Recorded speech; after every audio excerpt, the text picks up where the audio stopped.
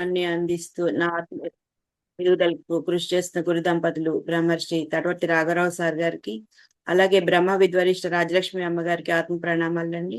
అలాగే జూమ్ నిర్వహిస్తున్న మేడంలందరికీ, జూమ్ లో పాల్గొన్న ఆత్మ బంధువులందరికీ కూడా ధన్యవాదాలండి. నా పేరు హరీషారాణి, నేను విజయవాడ నుంచి మాట్లాడుతున్నానండి. గత 5 రోజులుగా మనము కోరికల వల్ల నష్టాలు అనే టాపిక్ గురించి చెప్పుకుంటున్నాం మాస్టర్స్. ఇవాళ 6వ రోజు. ఈ రోజుతో ఈ టాపిక్ అయిపోతుంది. ఈ రోజు కూడా కొన్ని కోరికల వల్ల నష్టాలు ఏమిటో తెలుసుకుందామండి.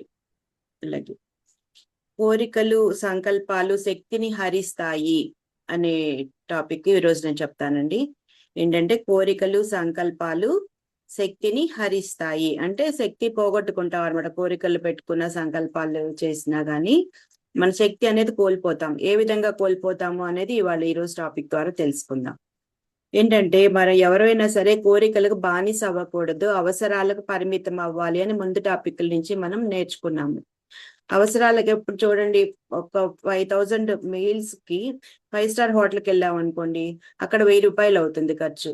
అదే మామూలుగా ప్లేట్ మీల్స్ బయట చిన్న హోటల్లో తిన్నా ఒక 100 రూపాయలతో అయిపోతుంది.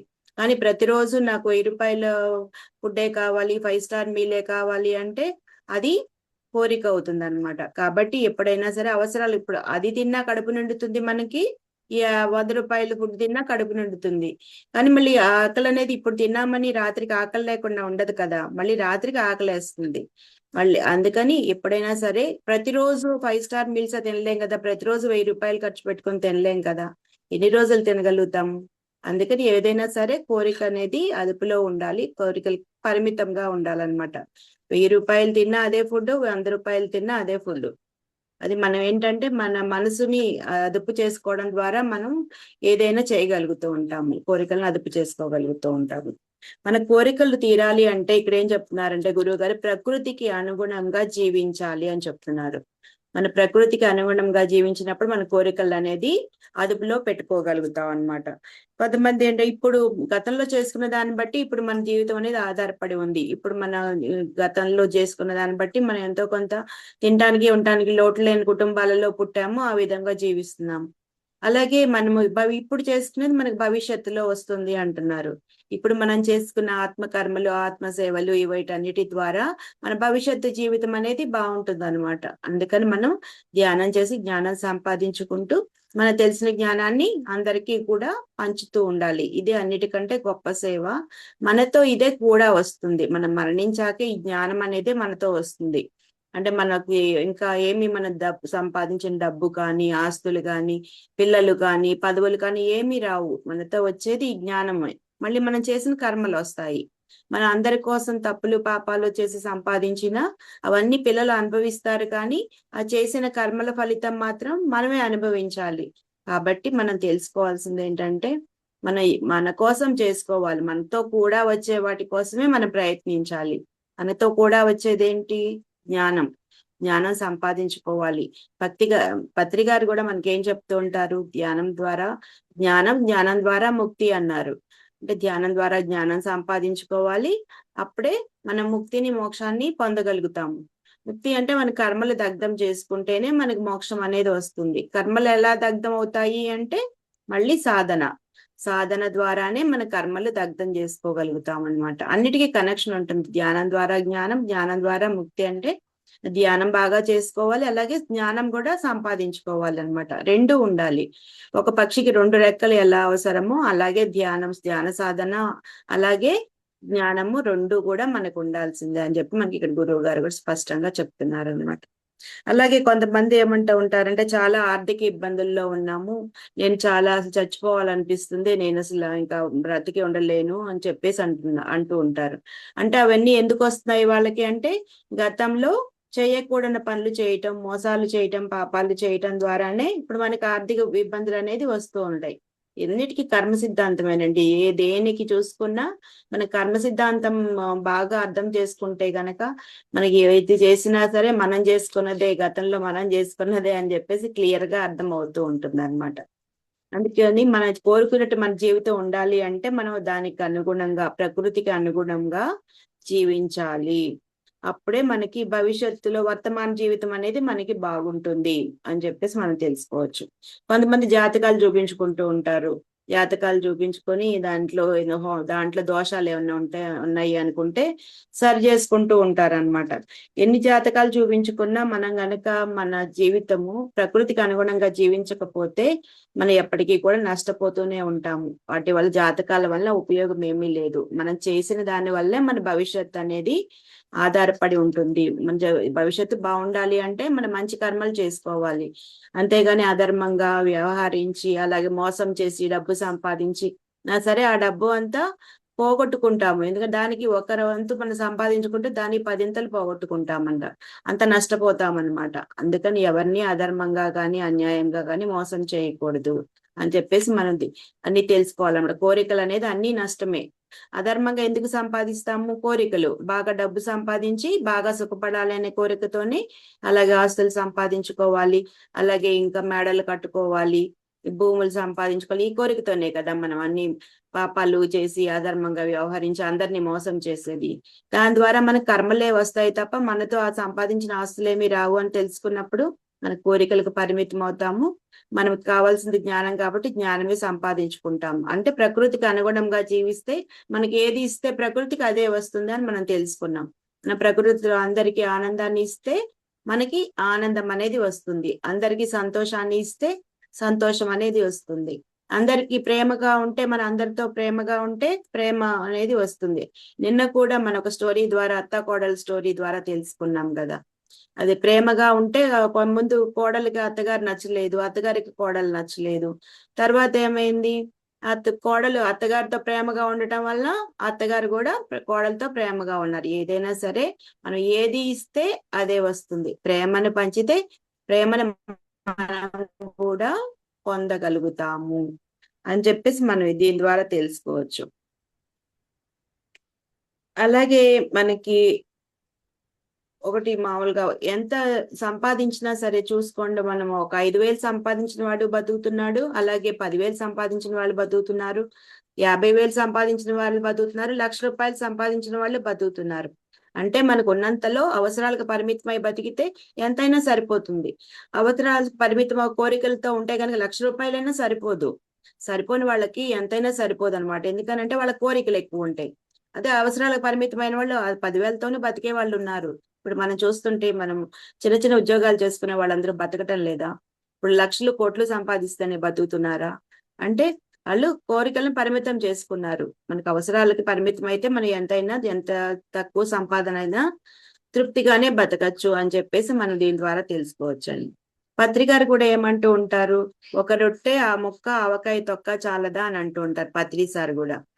అంతే కదా. అలా పరిమితంగా జీవిస్తే ఏ ఇబ్బంది ఉండదు. కానీ ఆ రొట్టెతో పాటు కూర కావాలి, తర్వాత చట్నీ కావాలి, తర్వాత ఒక స్వీట్ కావాలి, తర్వాత హాట్ కావాలి, తర్వాత ఇంకో పాయసం కావాలి, ఇంకో ఐస్ క్రీమ్ కావాలి. అవన్నీ కావాలి అనుకుంటేనే అవన్నీ కోరికలు అవుతాయి అన్నమాట.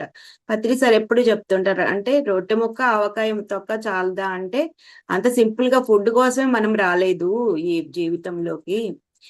మనము జ్ఞానం సంపాదించుకోవడానికి ఈ దేహాన్ని ఒక పనిముట్టుగా తెచ్చుకున్నాము. కాబట్టి మనకి జీవించడానికి సరిపడా ఆహారం అనేది ఉండాలి. ఎవరు కూడా ఆహారం లేకుండా ఎవరు బ్రతకలేము కాబట్టి సరిపడా ఆహారం అనేది ఉండాలి. కానీ మనకి ఇందాక చెప్పుకున్నట్టు 5 స్టార్ మీల్సే కావాలి అనుకోవడం అనేది కోరిక అవుతుంది అనమాట. 5 స్టార్ మీల్స్ తిన్నవాడైనా రాత్రికి మళ్ళీ తినాల్సిందే. ఈ మామూలుగా ప్లేట్ మీల్స్ తిన్నవాడికైనా రాత్రికి మళ్ళీ ఆకలి అవుతుంది అని చెప్పేసి మనం దీని ద్వారా తెలుసుకోవచ్చు. కానీ కోరికలు కోరితే లాభం లేదు. ఏ విధంగా కోరికలు ఉండాలి అని చెప్పేసి మనకి ఇక్కడ గురువు గారు చెప్తున్నారు. ఏమిటంటే మీరు అనుకున్న కోరికలన్నీ నెరవేరాలి అంటే ప్రకృతి అనుగుణంగా కృషి చేయాలి. అలాగే కోరికలు కాదని నెరవేర్చుకుంటే అధర్మంగా వ్యవహరిస్తే మాత్రం మనకు 1కి 10 మూల్యం అనేది చెల్లించుకోవాల్సి వస్తుంది అని ఇక్కడ చెప్పడం జరిగింది అనమాట.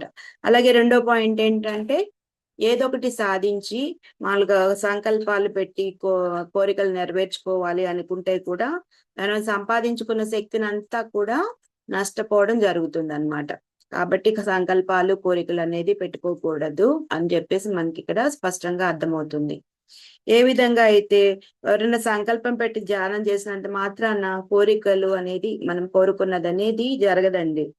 సంకల్పం పెట్టి కోరినా కూడా ధ్యానం చేస్తే సంపాదించిన శక్తి ఉంటే అది జరుగుతుంది. అంటే ఏమవుతుంది, మనము 2-3 ఏళ్ల పాటు తీవ్ర సాధన చేసి సంపాదించుకుని ఎంతో కొంత శక్తిని అనేది సంపాదించుకుని ఉంటాము. అదేంటవుతుంది, మన సంకల్పం పెట్టినప్పుడు కోరిక అనేది నెరవేరుతుంది ఒకసారికి. తర్వాత మళ్ళీ మనకు 6 నెలలు పోయాక మళ్ళీ ఇప్పుడు ప్రాబ్లం వచ్చింది, సంకల్పం చేశాము, నాకు ఒంట్లో బాగాలేదు, నాకు తగ్గాలి అని చెప్పి సంకల్పం పెట్టుకున్నాం అనుకోండి, పెట్టుకుంటే మనం సంపాదించిన శక్తి ఉంది కాబట్టి తగ్గుతుంది ఒకసారికి. తర్వాత మళ్ళీ ఒక 6 నెలలు సంవత్సరం పోయాక మళ్ళీ ఏదైనా మనకి జబ్బు చేయకుండా ఉంటుందా? జబ్బు అదేమి ఉండదు కదా. అప్పుడు ఎలా మళ్ళీ సంకల్పం పెట్టుకోగలుగుతాము అంటే, మనం సంపాదించుకున్న శక్తిని ఈ అల్పమైన ఆరోగ్యాల కోసం కానీ అల్పమైన కోరికల కోసం కానీ మన శక్తిని అనవసరంగా ఉపయోగించుకోకూడదు. శక్తి అనేది చాలా గొప్పదనమాట. మనం ఈ శక్తి అనేది ఊరికే రాదండి, తీవ్రమైన ధ్యాన సాధనతో మాత్రమే మనం శక్తిని అనేది పొందగలుగుతాము. అంతేగాని అల్పమైన వాటి కోసం, చిన్న చిన్న వాటి కోసం శక్తిని గనుక ఉపయోగిస్తే మనం ఎంతో నష్టపోతూ ఉంటాం అనమాట. మళ్ళీ ఇంకొకసారి ఇంకో ప్రాబ్లం వస్తే మనం ఏం చేయగలుగుతాం? ఎక్కువ శక్తి ఉన్న వాళ్ళు ఏమిటంటే కోరిక సంకల్పం పెట్టుకుంటే నెరవేరుతుంది. మరి తక్కువ శక్తి ఉన్న వాళ్ళు కోరుకుంటే అది శక్తి లేదు కాబట్టి వాళ్ళ కోరిక నెరవేరదు అనమాట. ఇవన్నీ కూడా మినిమం. అది మనము సంపాదించిన శక్తిని పోగొట్టుకోవడం అనేది చాలా తెలివి తక్కువ పని, అజ్ఞానులు చేసే పని అని చెప్పేసి ఇక్కడ గురువు గారు చెప్తున్నారనమాట. అలాగే ఒక్కొక్కసారి ధ్యానం క్లాసుల్లో ఒక 100 మందితోనో ఒక 200 మందితోనో ఈ ధ్యానం అనేది కొంతకాలం చేయిస్తూ ఉంటారు. 40 days అని చెప్పేసి పెట్టి చేయిస్తూ ఉంటారు. అది అయిపోయినాక మీకు ఏమైంది, మీకు అనుభవాలు ఏమొచ్చాయి, అలాగే మీరు మీకు అనుకున్న సంకల్పం పెట్టి చేశారు కదా, అది నెరవేరిందా అని మాస్టర్స్ అడుగుతూ ఉంటారు. అప్పుడు కొంతమంది ఏం చెప్తారు, ఒక 2-3 అవును మాకు కోరికలు మేము అనుకున్నవి జరిగాయి, మా కోరిక నెరవేరింది అని చెప్తారు. అండ్ మిగతా వాళ్ళందరికీ ఏమి నెరవేరలేదన్నమాట. వీళ్ళకి ఎందుకు నెరవేరాయి అంటే అప్పుడు వీళ్ళకి శక్తి ఉంది, అంటే సాధన చేశారు, అంతకు ముందు సాధన చేశారు, సాధన చేయటం వల్ల వాళ్ళ కోరిక అనేది నెరవేరింది. మరి మిగతా వాళ్ళందరి కోరికలు ఎందుకు నెరవేరలేదు అంటే వాళ్ళ శక్తి సరిపోలేదు. ఇంకా మాస్టర్స్ చెప్తారనమాట, మరి మా అందరికి ఎందుకు నెరవేరలేదు మా కోరికలు అంటే అప్పుడు చెప్తారు వాళ్ళు ఏంటంటే, మీరు సంపాదించిన శక్తి సరిపోలేదు, శక్తి చాలలేదు కాబట్టి మీ కోరిక నెరవేరలేదు అని చెప్తారనమాట. అది అంతేగాని మరి శక్తి ఉన్నవాడికేమో నెరవేరింది, అంటే ఎక్కువ శక్తి సంపాదించి ఉన్న వాళ్ళ కోరికేమో నెరవేరింది, మరి తక్కువ శక్తి సంపాదించుకున్న వాళ్ళకి నెరవేరలేదన్నమాట. కోరిక గురించి అపారమైన మనం ఎన్నో సంవత్సరాల నుంచి కష్టపడి సంపాదించుకున్న సాధనా శక్తిని ఇటువంటి అల్పమైన వాటి కోసం మనము ప్రయత్నం చేయకూడదు అని చెప్పేసి దీనివల్ల తెలుసుకోవాలి.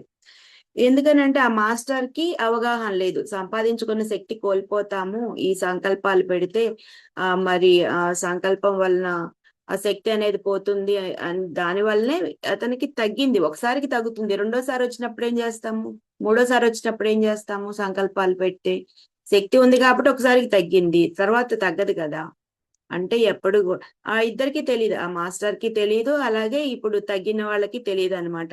ఆ శక్తి వల్ల వచ్చే లాభాలు తెలియక అటువంటి అద్భుతమైన విలువ కట్టలేని సంపాదించుకున్న శక్తిని ఈ విధంగా కోరికలు సంకల్పాల కోసం పెట్టి వృధా చేస్తున్నారనమాట. అందుకనంటే మనకి శక్తి పెరిగే కొద్దీ శక్తి వల్ల లాభాలు ఏంటంటే అల్పమైన వాటి కోసం ఉపయోగించకూడదు అని చెప్పేసి మనకి గురువు గారు ఇక్కడ చెప్తున్నారు. శక్తి సంపాదిస్తే గనక ఏమవుతుందంటే బుద్ధి వికసిస్తుంది. మన శక్తి పెరిగిన కొద్దీ ఏమవుతుంది, బుద్ధి వికసిస్తుంది, మనసు శుద్ధి అవుతుంది, అలాగే వివేకం కూడా కలుగుతుంది. మన మంచి చెడ్డలు అనేది అన్ని కూడా తెలుసుకోగలుగుతాం అనమాట. అంటే ఏదైనా సరిగ్గా ఆలోచిస్తాము, సరైన నిర్ణయాలు తీసుకుంటాము, అలాగే ఏ విషయంలోనూ కూడా చేయకూడని పనులు అనేవి ఏమీ చెయ్యమన్నమాట, చేయవలసిందే చేస్తాము. ఈ విధంగా ఇవన్నీ కూడా బుద్ధి ఉన్నవారి లక్షణాలు. బుద్ధి ఉంటే అన్నీ కూడా ఆలోచించి సరైన నిర్ణయాలు తీసుకుంటాం. బుద్ధి లేకపోతే సరైన నిర్ణయాలు తీసుకోక ఎంతో నష్టపోతూ ఉంటాం అన్నమాట. ఇంకా ఏం చెప్తుంటారంటే పత్రి సారు, బుద్ధికి మించింది లేదు, బుద్ధి బాగా వికసింప చేసుకుంటే ఆ బుద్ధి మిమ్మల్ని గురువై నడిపిస్తుంది అంటారనమాట. అప్పుడు మనము చక్కగా మంచి ఏ పనులు చేయాలో ఆ పనులు చేస్తాం, ఏ విధంగా ఆలోచించాలో అలాగే ఆలోచిస్తాము, అలాగే ఎలాంటి నిర్ణయాలు తీసుకోవాలో అలాంటి నిర్ణయాలు తీసుకుంటాం బుద్ధి ఉన్నప్పుడు. మనం అపారంగా శక్తి పెంచుకోవడం వల్ల ఈ బుద్ధి అనేది పెరుగుతుందన్నమాట. మనకి సాధనలో పంచుకునే శక్తి ద్వారానే ఈ బుద్ధి అనేది మనందరికీ కూడా పెరుగుతుంది. ఈ శక్తి ఎప్పటి నుంచో మన ధ్యాన సాధన ఎన్ని సంవత్సరాల నుంచో చేస్తూ ఉంటేనే శక్తి అనేది వస్తూ ఉంటుంది. అంత విలువైన శక్తిని చిన్న చిన్న అల్పమైన కోరికల కోసం వృధా చేసుకోకూడదు, అంటే సంకల్పాలు పెట్టుకోకూడదు అని చెప్తున్నారు అన్నమాట. అలాగే జీవితంలో ఎవరికైనా ఒకసారి కష్టం రాదు కదా. ఒకసారి కష్టం వచ్చింది, సంకల్పం పెట్టాము, అయిపోయింది, కోరిక నెరవేరింది. మళ్ళీ కష్టం వస్తుంది, మళ్ళీ కష్టం వస్తుంది. అప్పుడు ఎక్కడి నుంచి తీసుకొస్తాం? అలా మనం సంపాదించిన శక్తిని ఆ చిన్న చిన్న కష్టాల కోసం, సమస్యల కోసం వృధా చేసుకోకూడదు అని దీని ద్వారా తెలుసుకోవచ్చు మాస్టర్స్. అలాగే శక్తి ఉన్నవాడు ఏ కష్టమైనా తట్టుకుంటాడు, మరి ఎటువంటి పరిస్థితుల్లోనూ తన తెలివితేటలతో అధిగమిస్తాడు. అంటే దాని నుంచి తెలివితేటలు ఉన్నాయి అనుకోండి, ఏదో ఒకటి మన సొల్యూషన్ అనేది వస్తుంది.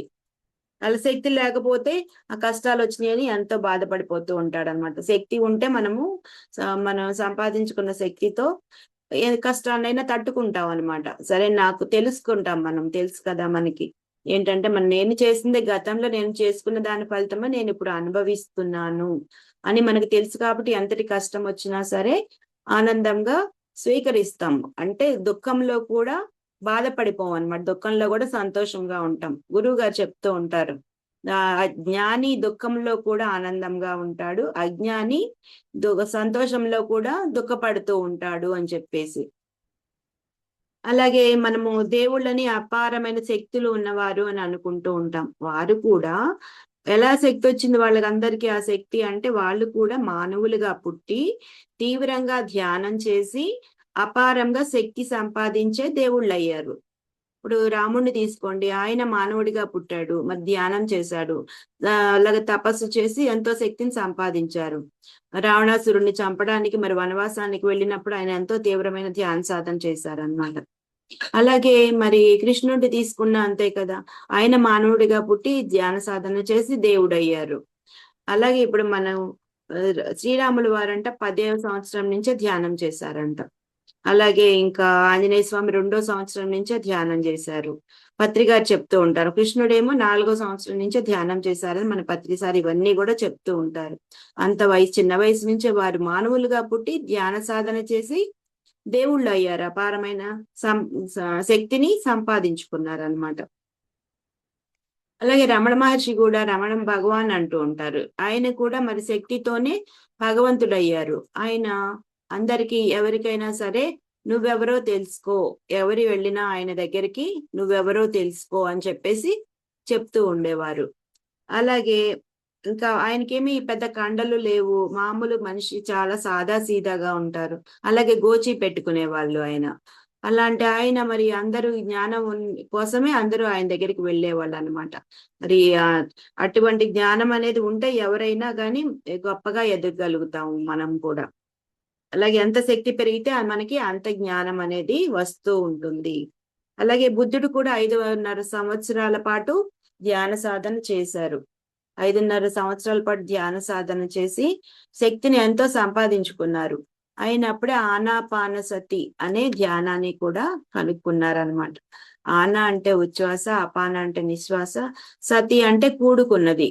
మనము కూడా అప్పుడు దానినే శ్వాస మీద ధ్యాస అని చెప్పి మనకి పత్రిక సారు ఇవ్వడం జరిగింది. పత్రి సారు అప్పట్లో మనం చెప్పుకున్నాం కదా, బుద్ధుడి దగ్గర ఆనందుడిగా ఒక జన్మలో ఆయన జన్మ తీసుకున్నారు. తర్వాత మరి ఎన్నో సంవత్సరాల తర్వాత ఒక జన్మ అంతా బెంజమిన్ ఫ్రాంక్లిన్ అని చెప్పేసి క్రిస్టియన్ గా జన్మ తీసుకుని అమెరికాలో జన్మ తీసుకుని ధ్యానం చేసి ఎన్లైటన్మెంట్ అయ్యారు.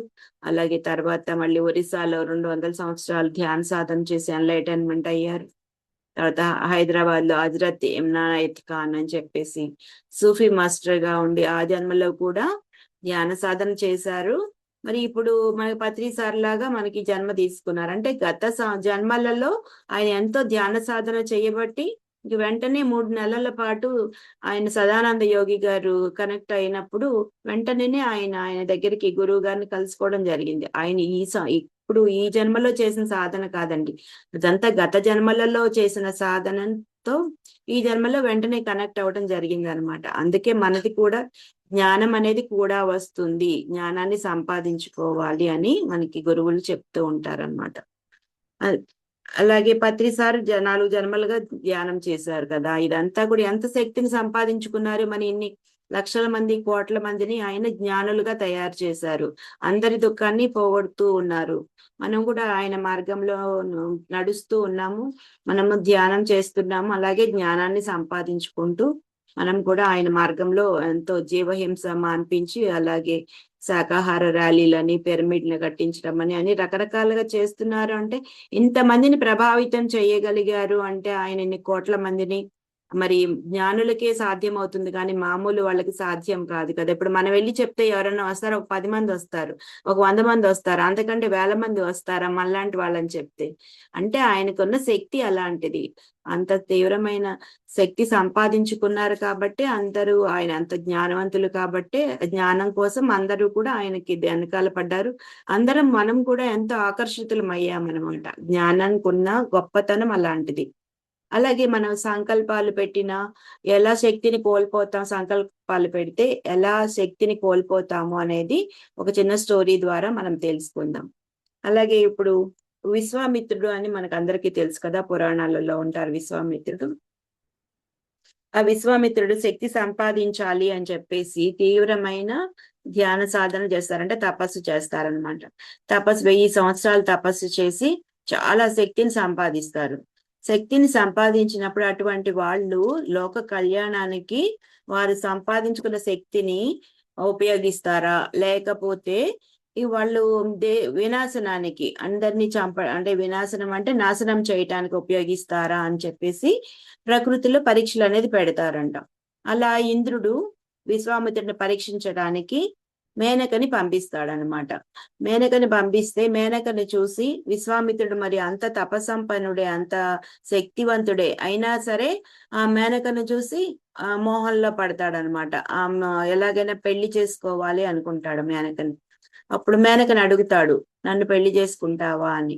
అప్పుడు ఆవిడ ఏమంటుందంటే, ఓకే సరే, కానీ ఏమిటంటే ఒక కండిషన్ అని చెప్తుంది. ఏంటా కండిషను? నేను కోరిన కోరికలన్నీ నువ్వు తీర్చాలి, నేను కోరిన కోరికలు తీర్చినప్పుడు నేను వెళ్ళిపోతాను. అంటే ఆవిడ ఏది అడిగినా సరే కోరిక తీర్చాలన్నమాట. ఎప్పుడు కోరిక తీర్చకపోతే నేను అప్పుడు వెళ్ళిపోతాను అని చెప్పేసి ఒక కండిషన్ పెడుతుంది. అప్పుడు విశ్వామిత్రుడు ఓకే అంటాడు అనమాట. సరే, నేను ఎంతో శక్తివంతుడిని కదా, మరి ఎంతో శక్తి సంపాదించాడు కదా, 1000 సంవత్సరాలు తపస్సు చేశాడంటే మాటలా, అంత శక్తి సంపాదించాడు. సరే అంటాడు. అయితే ఏమవుతుంది, ఇద్దరు సంతోషంగా ఉంటారు, ఒక పాప కూడా పుడుతుంది, తనే శకుంతల అని చెప్పేసి మనం తెలుసుకుంటాము. అయితే ఏంటి అతను ఏం చేసేదంటే సీజన్ కాని సీజన్ లో కావాల్సినవన్నీ అడుగుతూ ఉండేదన్నమాట. ఇప్పుడు మామిడి పళ్ళ సీజన్ మనకిది, ఇప్పుడు ఈ సీజన్ లో అయితే మనకి మామిడి పళ్ళు దొరుకుతాయి, సమ్మర్ లో అయితే. అలా కాకుండా ఏ చలికాలంలోనూ నాకు మామిడి పళ్ళు కావాలి అనేది అడిగేదంట. అడిగితే మరి ఎక్కడి నుంచి తెస్తాడు మామిడి పళ్ళు? అప్పుడు ఏం చేసేవాడు, మళ్ళీ కోరిక తీర్చకపోతే ఆవిడ వెళ్ళిపోతుంది, ముందే చెప్పింది కదా కండిషన్. అప్పుడు ఏం చేస్తాడు, తన శక్తితో ఒక మామిడి పండు తోటను సృష్టించి ఆవిడకి కావాల్సిన మామిడికాయలు ఇచ్చేవాడు అనమాట. ఆ విధంగా అప్పుడేమైంది, కొంత శక్తి అనేది కోల్పోతూ ఉంటాడు. మరి తన శక్తిని ఉపయోగించి సృష్టించాడు మామిడి తోటని. మరి అలా సృష్టించడం వల్ల తన శక్తి అంతా కొంత కోల్పోతాడు, మరి సంపాదించుకున్న శక్తిని. సరే, ఇంకా తర్వాత ఏంటి, ఇంకా కొంతకాలం అట్లా ఉన్నాక మళ్ళీ ఏం కోరుతుంది, మన ఇద్దరం చక్కగా ఆహారంలో విహారం చెయ్యాలి, పైన ఆకాశంలో చక్కగా తిరిగి వద్దాము అని అంటుంది అనమాట. అంటే సరే అంటాడు. సరే అని చెప్పేసి చక్కగా ఇద్దరు చట్టాపట్టాలు వేసుకుని పైన ఆకాశంలో అంతా తిరిగి వస్తారనమాట. తిరిగి వస్తా దానికి కొంత శక్తి కోల్పోతాడు. మరి అంతే కదా, మామూలుగా మనమైతే ఎగరగలుగుతామా? ఎగరలేం కదా. మరి ఆయనకు శక్తి ఉంది కాబట్టి ఆ శక్తిని ఉపయోగించి ఆయన ఎగరగలిగాడు. ఆవిడని కూడా తీసుకెళ్తాడనమాట. అట్లా ఇద్దరు చక్కగా తిరిగొస్తారు. అప్పుడు కొంత శక్తి పోతుంది మరి. లేని వాటిని సృష్టించడం అంటే మాటలు కాదు కదా! తర్వాత మళ్ళీ కొంతకాలానికి ఏమడుగుతుంది, ఇప్పుడు మల్లెపూలు అంటే మనకు సమ్మర్‌లో దొరుకుతూ ఉంటాయి. ఇప్పుడంటే మనకి ఎప్పుడైనా దొరుకుతున్నాయి అనుకోండి. మామూలుగా సీజన్‌లో అయితే మామూలు అప్పుడు చలికాలం అప్పుడు మల్లెపూలు ఎక్కువ ఉండవు కదా! అలాంటప్పుడు నాకు మల్లెపూలు కావాలని అడిగేదంట. ఆ మల్లెపూల తోటను సృష్టించి మరి మల్లెపూలు దొరకవు. మరి లేవు అంటే ఎళ్ళిపోతుందావిడ. అని జెప్పేసి ఏం జేసేవాడు, మల్లెపూల తోటను సృష్టించి, ఆవిడకి మల్లెపూలు ఇచ్చి తృప్తి పరిచేవాడనమాట. అప్పుడు కొంత శక్తిని కోల్పోయేవాడు. అలా ఆవిడ కోరికలు తీరుస్తూ శక్తంతా కోల్పోతూ ఉంటాడనమాట. తర్వాత ఒకసారి నాకు మానస సరోవరంలో స్నానం చెయ్యాలని ఉంది అని చెప్తుందంట. అప్పుడు మానస సరోవరాన్ని సృష్టిస్తాడంట. సృష్టిస్తే ఇంగ అప్పుడు కొంత శక్తిని కోల్పోతాడు. అలా ఆవిడ కోరిన కోరికలన్నీ తీర్చడం కోసం సంపాదించిన శక్తి అంతా కోల్పోతూ ఉంటాడు. చివరికి ఒకసారి ఏమవుతుంది, మళ్ళీ చక్కగా ఆకాశంలో విహారం చేద్దాము, ఇద్దరం తిరిగొద్దాము అని మేనక కోరుతుంది. అప్పుడు సరే అని జెప్పేసి ఆమె నడుమే చక్కగా చెయ్యేసి ఇద్దరు అలా పైకి లేవబోయేసరికి ఇంక లేవలేకపోతాడు. అంటే సంపాదించుకున్న శక్తి అంతా ఆవిడ కోరికలు తీర్చడం కోసం ఖర్చయిపోయింది. ఖర్చయిపోయి ఇంకా తనకింక శక్తి లేదన్నమాట తన దగ్గర. లేకపోయేసరికి పైకి ఎళ్ళలేకపోతాడు. అప్పుడు ముందే కండిషన్ చెప్పింది కదా! మీరు కోరికలు ఎప్పుడు తీర్చకపోతే నేనప్పుడు ఎళ్ళిపోతాను అని. అప్పుడు మేనక వదిలి వెళ్ళిపోతుంది. అప్పుడు ఏడుస్తా కూర్చుంటాడు. ఎందుకు? మేనక ఎళ్ళిపోయిందని ఓ పక్కుంటుంది. తర్వాత మరి తను 1000 సంవత్సరాలు సంపాదించుకున్న శక్తి అంతా కూడా ఈ సంకల్పం బెట్టి ఇవన్నీ తన కోరికలు తీర్చడం కోసం మామిడి తోట సృష్టించాడు. అలాగే మల్లె తోట సృష్టించాడు. మానస సరోవరాన్ని సృష్టించాడు. ఇంకా ఆకాశంలో విహారం చేయటానికి కావాల్సిన శక్తి అంతా ఉపయోగించాడు. ఇవన్నీ చేయటం వల్లేమో శక్తి అంతా కోల్పోయాడనమాట. ఆ 1000 సంవత్సరాలు కష్టపడి చేసిన సాధన అంతా కూడా వేస్ట్ అయిపోయింది అని అప్పుడు బాధపడతాడనమాట. తర్వాత మళ్ళీ ఏం జేస్తాడు, మళ్ళీ 1000 సంవత్సరాలు తపస్సు చేస్తాడంట. ఎప్పుడైనా శక్తి సంపాదించాలి అని కాంక్షతో సంపాదిస్తాడు. మళ్ళీ 1000 సంవత్సరాలు కష్టపడి ధ్యాన సాధన చేసి, తపస్సు చేసి శక్తిని సంపాదిస్తాడు. అప్పుడేమవుతుంది, అప్పుడు మళ్ళీ ఏం జేస్తాడు ఇంద్రుడు, మళ్ళీ ఈయన పరీక్షించడం కోసం రంభను పంపిస్తాడంట. రంభ అంటే ఆవిడ గూడా మేనకలాగానే ఎంతో అందగత్తె ఆవిడ గూడా. ఆవిడని పంపిస్తే అప్పుడు తనకి విశ్వామిత్రుడికి అర్థమైపోతుంది. ఇంద్రుడే పంపించాడు నా తపస్సునంతా భగ్నం చేయటానికి, నా శక్తి అంతా పోగొట్టడానికి అంతకుముందు మేనకని పంపించాడు కదా!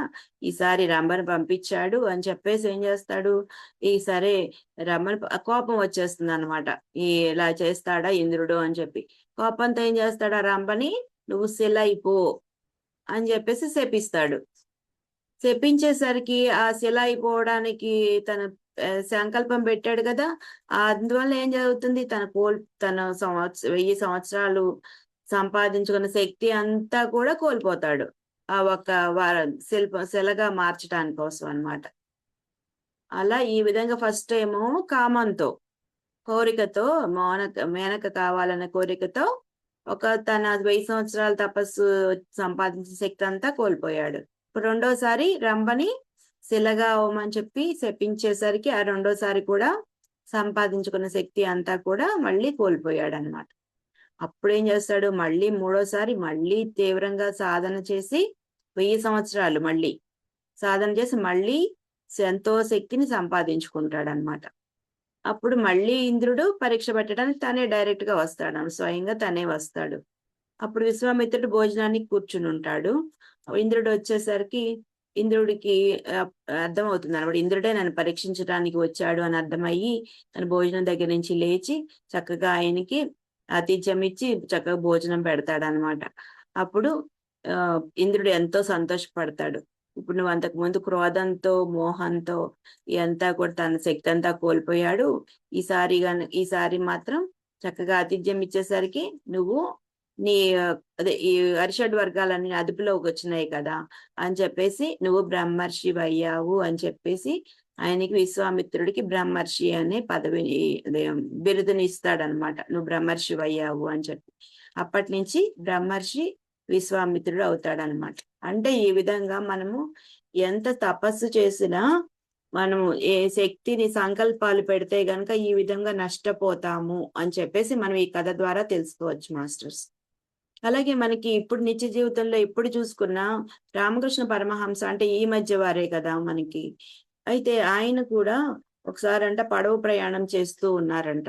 పడవ ప్రయాణం చేస్తూ ఒక పడవలో అంటే నది దాటాలన్నమాట. నది దాటాలి అంటే పడవ ఎక్కాలి కదా! అప్పుడు పడవ ఎక్కుతారంట. అప్పుడు ఆయన ఒకళ్ళు అడుగుతారంట. అంటే పడవలో ప్రయాణం చేసేవాళ్ళు చూసి, "స్వామి మీకు ఎంతో శక్తి ఉంది కదా! తపస్సంపన్నులు. మరి రామకృష్ణ పరమహంస అంటే మామూలు ఆయన కాదు కదా! ఆయన ఎంతో తపస్సు చేశారు, ధ్యాన సాధన చేశారు, ఎంతో శక్తిని సంపాదించారు." అలాగే వివేకానందుడు రామకృష్ణ పరమహంస గారి శిష్యుడనమాట. వివేకానందుడు అంటే ఎంత గొప్పవాడో తెలుసు. మరి శిష్యుడు ఎంత గొప్పవాడైతే గురువు గారు ఇంకెంత గొప్పవారు. ఇలా మన పత్రిసారి మనందరం గురువుగా చెప్పుకుంటున్నాం కదా మరి. ఆయన గొప్పవారు కాబట్టి మనందరం కూడా ఆయన శిష్యులుగా ఉన్నాము. అలాగే ఈ రామకృష్ణ పరమహంస మీరు మీకు చాలా తపశక్తి అది ఉంది కదా స్వామి. మీరు నదిలో నడుచుకుంటా వెళ్ళిపోవచ్చు కదా మీ శక్తితో. అలాంటిది మీరు ఎందుకు పడవెక్కారు? అని చెప్పేసి అడుగుతారంట. అంత తపస్సు సంపన్నులు కదా! అంటే నీళ్ళ మీద కూడా నడిచి వెళ్ళిపోగలిగినంత శక్తి ఉంది అనమాట. ఉంది కానీ మీరెందుకని ఈ పడవలో వస్తున్నారు అని అడిగారంట. అప్పుడు రామకృష్ణ పరమహంస ఏమన్నారంటే, ఈ అల్పమైన దాని కోసం అంటే ఒక పావలా ఇస్తే అప్పట్లో పావలాలే కదా! ఎంతట అప్పుడు తక్కువ రేట్లే ఉండేవి కదా! అప్పుడంట పావలా ఇస్తే నది దాటిస్తాడు. పడవవాడు పావలా ఇస్తే నది దాటిస్తాడు. అట్లాంటిది నా తపశ్శక్తిని ఈ చిన్నదాని కోసం నేను ఖర్చు పెట్టాలా అని చెప్పేసి అన్నారంట. అంటే ఎవరైనా సరే గొప్పవారు, తెలుసుకున్నవారు ఈ సంకల్పాలనేది పెట్టరన్నమాట. ఆ శక్తిని వాళ్ళు లోక కళ్యాణం కోసమే ఉపయోగిస్తూ ఉంటారు.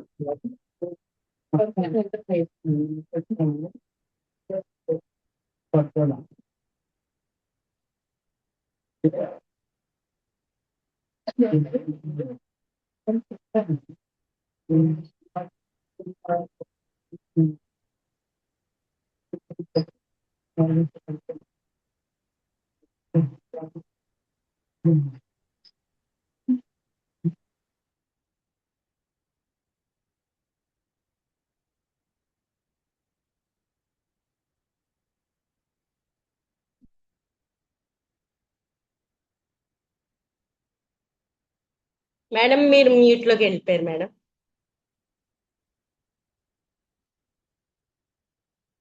అందరిని మ్యూట్ చేస్తే మీరు కూడా వెళ్ళిపోయారండి.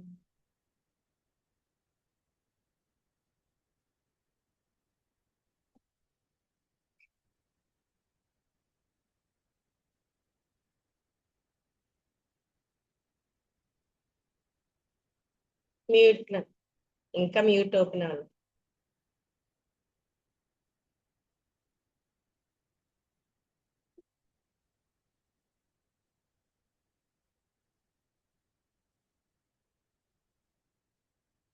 అవ్వలేదు మేడం.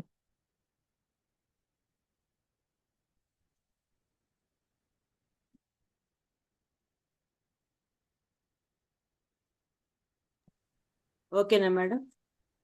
Okay madam.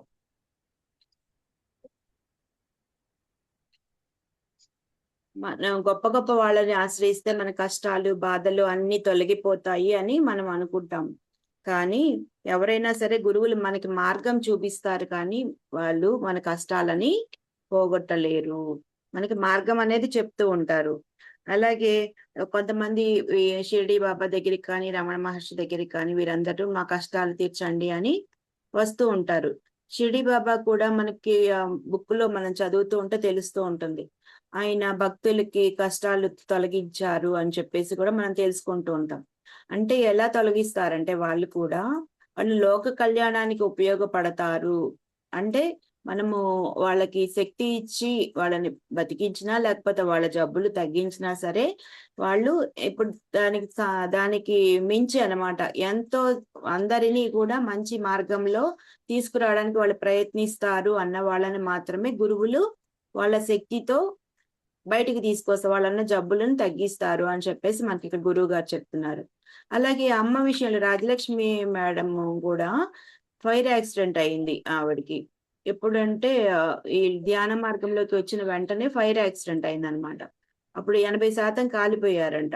డాక్టర్స్ అందరూ కూడా ఆవిడ చనిపోతారు అని చెప్పారంట.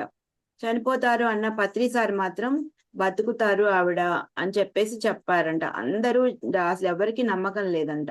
అటువంటిది మన పత్రి సార్ మాత్రమే ఆవిడ చక్కగా తిరుగుతారు. వాళ్ళ పిల్లలకి చెప్పారంట, మీ అమ్మగారు బతుకుతారు, మీరేమీ బాధపడద్దు, ఆవిడ చక్కగా ఉంటారు అని చెప్పారంట. నిజంగానే అలాగే మరి గురువుగా పత్రి సారు ఆవిడ్ని ఎంతో ఆయన శక్తితో బతికించారు అని చెప్పి గురువు గారు ఇక్కడ చెప్తున్నారు. ఎందుకేనంటే మరి ఆవిడని బ్రతికించడం వల్లే మరి 80% కాలిన వాళ్ళు అసలు మామూలుగా అయితే లేవలేరంట. అసలు మంచానికి అది మనం కొంచెం కాలితేనే అసలు తట్టుకోలేకపోతాం. ఎప్పుడన్నా మనం వంట చేసేటప్పుడు ఏ స్టవ్ కుక్కర్ అంటుకుంటది, ఉక్కుని అటు ఇటు తీస్తూ ఉంటే. చిన్నదానికే మన అబ్బో అమ్మో అని చెప్పేసి నొప్పులు పడుతూ ఉంటాం. 80% కాలిపోవడం అంటే మాటలు కాదు కదా. చాలా కష్టపడ్డారంట. అసలు నడవలేని స్థితిలో ఉండేవారంట. అట్లాంటిది మరి అమ్మ అంత ఇప్పుడు ఎలా చెప్తున్నారు, క్లాసులు చెప్పడం గాని, ఊళ్ళు తిరగటం కానీ, దేశాలా తిరుగుతున్నారు, రాష్ట్రాలు, దేశాలు. ప్రతి నెలకి 20 రోజుల పైన తిరుగుతానే ఉంటారన్నమాట. అంత శక్తి ఆవిడకి ఎలా వచ్చింది అంటే, పత్రి సారు గురువు గారు రాఘవరావు సార్ ఏం చెప్తూ ఉంటారంటే, పత్రి సారు తనకున్న శక్తిని ఉపయోగించి ఆవిడని బతికించారు. ఆవిడ లోక కళ్యాణానికి ఉపయోగపడతారు, అందరినీ కూడా అజ్ఞానం నుంచి బయటకు తీసుకువస్తారు అని చెప్పేసి అటువంటి వాళ్ళ కోసం అయితే గురువులు వాళ్ళ శక్తిని కొంత ఖర్చు పెడతారంట. ఆ విధంగా ఆవిడ బయటకు వచ్చారు. ఇప్పుడు అందరి మందికి మార్గదర్శకంగా ఉన్నారు. మనందరికీ కూడా ఎంతో ప్రతిరోజు జ్ఞానాన్ని పంచిపెడుతూ ఉన్నారన్నమాట. అలాగే మన గురువు గారు రాఘవరావు సార్ కూడా సంవత్సరంన్నర క్రితం ఒకసారి మంచినీళ్ళు అనుకుని యాసిడ్ తాగారు. అప్పుడు మొత్తం గొంతు అంతా కూడా పూడుకుపోయినట్లు అయిపోయింది అనమాట. డాక్టర్స్ ఒక 3 నెలల పైన పడుతుంది, చాలా కష్టము, మాట రావడం కూడా అని చెప్పారు. కానీ గురువు గారు వెంటనే అసలు ఎంత హాస్పిటల్లో ఉన్నప్పుడే అందరికీ కనిపించి, తర్వాత వెంటనే 3 డేస్ క్లాస్ వస్తే 1 మంత్ లోపే అనమాట. 3 డేస్ క్లాస్ లో కూడా క్లాసులు చెప్పారు. అంత ఎలా వాళ్ళు అలా చెప్పగలిగారు? మరి డాక్టర్స్ ఇప్పుడే అసలు మాట్లాడలేని పరిస్థితి అన్నప్పుడు అంటే, మరి వాళ్ళు 20 సంవత్సరాల నుంచి చేసిన సాధన శక్తి వల్ల వాళ్ళకున్న శక్తితో తొందరగా హీల్ అయిపోయిందనమాట.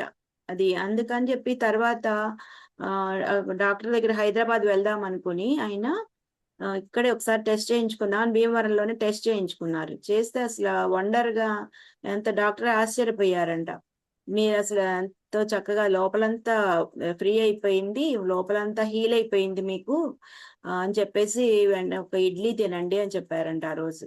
ఈ ఇడ్లీ తింటే చక్కగా గొంతు లోపలికి వెళ్ళిపోయిందంట. అంతకుముందంతా 1 మంత్ అంతా కూడా లిక్విడ్స్ లాగా పోసేవాళ్ళంట. అలాంటిది ఆయన 1 మంత్ లోనే అసలు ఇడ్లీ తినటము, తర్వాత అసలు క్లాసులు చెప్పడము, అసలు ఎంత అద్భుతం అన్నమాట. అంటే అదంతా ఎలా జరిగింది అంటే, ఆయనకున్న సాధనా శక్తి ద్వారానే అంత శక్తి ఉంటుంది సాధనలో. మనం ఏదైనా సాధించ సాధించగలుగుతాము అని చెప్పేసి ఈ మార్గంలో మనం తెలుసుకుంటున్నాము. ఈ సాధన అనేది మనకి శక్తి ద్వారా సాధన ద్వారానే మన శక్తిని అనేది సంపాదించుకోగలుగుతాము. ఆ శక్తి ద్వారా జ్ఞానము పొందగలుగుతూ ఉంటాం మాస్టర్స్. కాబట్టి ఎవరైనా సరే కోరికలని అదుపులో ఉంచుకోవాలి, అలాగే అవసరాలకి పరిమితం అవ్వాలి, అలాగే సృష్టికి అనుగుణంగా జీవిస్తూ ఉండాలి. అలా ఉన్నప్పుడే మనం ఎంతో కానీ గొప్పవాళ్ళం అవుతూ ఉంటాము. సాధన ద్వారా మనం ఎన్నో కోరికలని సాధించుకోవచ్చు, కానీ అంటే సాధన ద్వారా మనము శక్తిని సంపాదించుకోవచ్చు, కానీ కోరికల కోసం మనము సంకల్పాలనేది పెట్టుకోకూడదు. అది మనకి ఎంతో నష్టాన్నే కలిగిస్తుంది అని ఈ టాపిక్ ద్వారా మనం తెలుసుకున్నాం మాస్టర్స్. అలాగే మరణ సమయంలో ఉన్న కోరికల వల్ల కలిగే నష్టం ఏమిటో అనేది కూడా తెలుసుకుందాం. మరణించే సమయంలో మనము ఎటువంటి భావంతో ఉంటే అటువంటి జన్మే మనం తీసుకుంటాము అని చెప్పేసి మనకి ఈ భగవద్గీతలో శ్రీకృష్ణ భగవానులు కూడా చెప్పడం జరిగింది. ఆ శ్లోకం ఏమిటంటే, భగవద్గీత 8వ అధ్యాయం 6వ శ్లోకం, యం యం వాపి స్మరన్ భావం త్యజత్యన్మే కళేబరం తం తమేవైతి కౌంతేయ సదా తద్భావ భావితః అని ఈ శ్లోకము 8వ అధ్యాయం 6వ శ్లోకం ద్వారా శ్రీకృష్ణ భగవానులు తెలియచేశారు. అంటే ఎవరైతే మరణించే సమయంలో ఎటువంటి భావంతో ఉంటారో అటువంటి జన్మే తీసుకోవడం జరుగుతుంది అని అంటున్నారన్నమాట. మామూలుగా చూసుకుంటే లోకంలో అందరికీ ఏముంటుంది? డబ్బు సంపాదించాలి, డబ్బు కావాలి, అలాగే పదవులు కావాలి, చుట్టూ గౌరవం కావాలి అని చెప్పేసి పేరు ప్రతిష్టలు కావాలి అని అందరూ కోరుకుంటూ ఉంటారు. మనలాగే మా వాళ్ళందరూ బాగుండాలి, నేను సంతోషంగా ఉండాలి అని ఈ రకరకాల కోరికలనేది అందరికీ ఉంటూ ఉంటాయి. కామన్‌గా చూసుకుంటే అందరికీ అవే కదా మన కోరికలు ప్రాపంచికంగా చూసుకుంటే. కానీ మరణించేటప్పుడు మనం ఏ కోరికలతో మరణిస్తే అటువంటి జన్మే మనకు వస్తుంది అని చెప్తున్నారు. కాబట్టి ఏం చేయాలి మనకి? ఎవరైతే కోరిక లేకుండా ఆత్మ మీద దృష్టి పెడతారో వాళ్ళు ఎప్పుడు అంటే ఎప్పుడు ధ్యానంలో ఉంటారో ఆ భావంతో ఉండటం వల్ల ఏమవుతుంది? వాళ్ళకి మరణించిన తర్వాత ఉన్నతమైన లోకాలు పొందుతారు అంటున్నారు. ఎప్పుడు ధ్యానం చేస్తూ, జ్ఞానం సంపాదించుకుంటూ ఇలా మన మార్గంలో ప్రతిరోజు సజ్జన సాంగత్యం చేస్తూ, ఆత్మ సేవలు చేస్తూ, ఇలా పత్రి గారి మార్గంలో ఉన్నవారందరూ కూడా తెలుసుకుంటున్నాం. ఈ జ్ఞానం ఎంత గొప్పదనేది తెలుసుకుంటున్నాము. కాబట్టి ఇటువంటి మార్గంలో ఉన్న వారికి అందరికీ ఉన్నతమైన లోకాలే వస్తాయి అని చెప్తున్నారు. ఉన్నతమైన లోకాలు అంటే మనము భూలోకంలో ఉన్నాము. భూమి పైన మొత్తం ఇంకా పైన 6 లోకాలు ఉన్నాయన్నమాట. భూమి పైన భువర్లోకము, సువర్లోకము, జనాలోకము, మహాలోకము, తపోలోకము, సత్యలోకము ఉన్నాయి. ఇప్పుడు జనాలోకం కింద ఉన్న లోకాలని అధోలోకాలు అంటారు. జనాలోకం పైన ఉన్న లోకాలని ఊర్ధ్వలోకాలు, గొప్ప లోకాలు అంటారన్నమాట. ఇది ధ్యానం చేసి జ్ఞానం సంపాదించుకున్న వారందరూ కూడా జనాలోకం పైన ఉన్న మహాలోకము, తపోలోకము చేరుకుంటారు. మన మహాత్మా గాంధీ గాని, మదర్ తెరిసా గాని వీరందరూ ఎంతో గొప్ప సేవలు చేశారు. వాళ్ళందరూ కూడా మహాలోకానికి వెళ్తారు. అక్కడితో సరిపోదండి. మనము అక్కడికి వెళ్ళినా సరే మళ్ళీ జన్మ తీసుకోవాల్సిందేనంట. అంటే సత్యలోకం చేరే వరకు మళ్ళీ మళ్ళీ జన్మలు తీసుకుంటూ ఉండాల్సిందేనంట. అలా మనం పాపాలు, పుణ్యాలు చేస్తే మనం భువర్లోకము, సువర్లోకంలోనే ఉండిపోతాము. అప్పుడు మళ్ళీ మళ్ళీ చనిపోతూ ఉంటాము. మళ్ళీ మళ్ళీ పుడుతూ ఉంటామనమాట. అంటే మన కర్మలు తీరే వరకు మనం అక్కడే తిరుగుతూ ఉంటాము. శంకరాచార్యులు వారు చెప్తారు కదా! పునరపి జననం, పునరపి మరణం అని చెప్పి. కాబట్టి మనం ఎప్పుడూ కూడా పాపాలు వద్దు, పుణ్యాలు వద్దు. పత్రి సార్ చెప్తూ ఉంటారు. మీరు ముక్తి కర్మలు చేయండి. ఆత్మ కర్మలు చేయండి. ఆత్మ కర్మలు అంటే ఇవి మనం చేసే సాధన, స్వాధ్యాయం, సజ్జన సాంగత్యం, సేవలు ఇవన్నీ కూడా మనకి ముక్తి కర్మల కిందకొస్తాయన్నమాట. ఇవి చేసుకోవాలి అని చెప్పి పత్రి సార్ ఎప్పుడూ చెప్తూ ఉంటారు. సాధన అంటే మనం చేస్తున్నాము. ప్రతిరోజు ఇక్కడ జూమ్‌లో కూడా 3 గంటల పాటు చక్కటి సాధన చేస్తున్నారు. అలాగే స్వాధ్యాయము. స్వాధ్యాయం అంటే బుక్స్ మనము జ్ఞానవంతమైన పుస్తకాలు చదవటం. పత్తి సార్ బుక్స్, రాఘవరావు సార్ బుక్స్, అమ్మ బుక్స్, లో లోక్స్‌పా లోక్సామ్ గ్రాండ్‌పా బుక్స్ ఇంకా అట్లాంటి మంచి మంచి వాళ్ళ యోగీశ్వర్ల బుక్స్ ఉంటాయి కదా! అవన్నీ మనం సందేశాలు మాణిక్యశ్రీ మాతాని గాని ఇటువంటి సందేశాలు వింటూ ఉన్నప్పుడు మనకి ఎంతో వాళ్ళలాగా మనం కూడా జీవించాలి. బుద్ధ భగవానుడి బుక్స్ అవన్నీ చదివినప్పుడు మనకి వాళ్ళలాగా మనం కూడా జీవించాలి. అలాగే మనం సాధన చేసుకొని జ్ఞానం సంపాదించుకోవాలి అని మనకు కూడా అనిపిస్తూ ఉంటుంది. అప్పుడు మనం ఆ విధంగానే జీవిస్తూ ఉంటాం. మనం ప్రతిరోజు దేహం కాదు ఆత్మ తెలుసుకోవడమే కాకుండా ఆత్మ అన్నట్లే జీవిస్తాము. అది అలా జీవించినప్పుడు మనకి చక్కటి పై లోకాలకు, ఉన్నత లోకాలకే వెళ్తాం. అలా కాకుండా నేను దేహము అనుకుంటే దేహం కోసం, సుఖాల కోసం చేస్తే గనక ఏ ప్రయత్నమైనా చేస్తే మనం ఎప్పటికీ కూడా జనాలోకం కింద ఉన్న అధోలోకాలలోనే ఉండిపోతామన్నమాట. మనము మరణ సమయంలో ఎలాంటి భావంతో ఉంటే అలా చనిపోతామని అనుకున్నాం కదా! చెప్పుకున్నాము.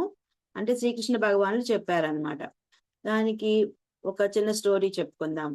ఏమిటంటే ఒక జడభరతుడు అని ఒక రాజు ఉంటాడు. ఆ రాజు ఏం చేస్తాడంటే తను అడవులకి వెళ్ళిపోతాడనమాట. ఎందుకండి తపస్సు చేసుకోవాలి, జ్ఞానం సంపాదించుకోవాలి అని చెప్పేసి తన రాజ్యాన్ని, భార్య, పిల్లల్ని అందరినీ వదిలేసి అడవులకొచ్చేస్తాడు. అక్కడ చక్కగా కుటీరం ఏర్పాటు చేసుకొని ధ్యాన సాధన, తపస్సు అనేది చేసుకుంటూ ఉంటాడు.